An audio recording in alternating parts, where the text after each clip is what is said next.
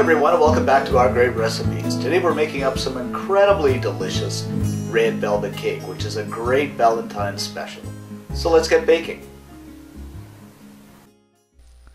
Begin by adding the flour to a sifter, followed by the baking powder, baking soda, salt, cocoa. Sift into the mixing bowl and whisk until everything is well combined. Next, in a separate bowl, add in the sugar, the butter, making sure it's at room temperature. Beat it until it's fluffy and creamy. Add in the vanilla extract. Add in the first egg. Beat it until it's well combined, and repeat this process for the remaining 2 eggs, making sure you add them one at a time. Add in the buttermilk, the red food coloring, and beat it on low speed until it's well incorporated. Next, combine the wet and dry ingredients, starting with half the flour mixture. Beat until it's combined. And do this for the other half of the mixture, making sure you don't overmix. Now apply some baking spray to a pan. This is a 9-inch pan, but what you use depends on your preference. Line it with parchment paper or wax paper. Divide the batter into 2 and pour half in each cake pan.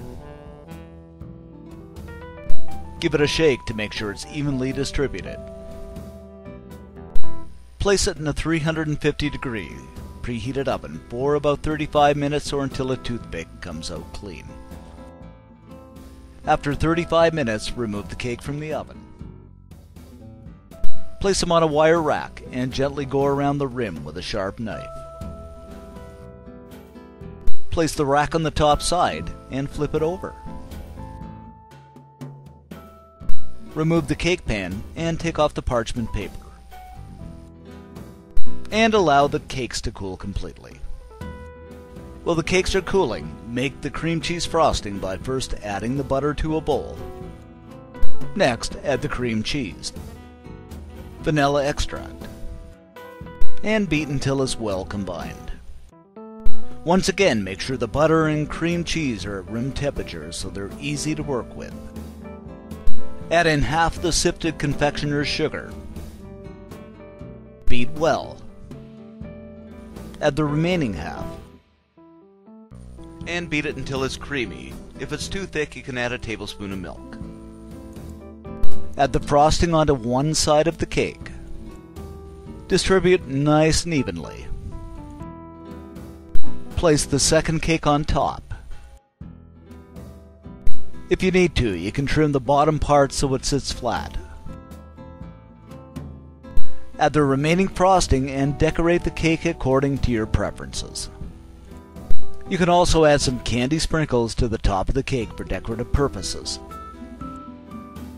After some time decorating, the cake is ready to slice.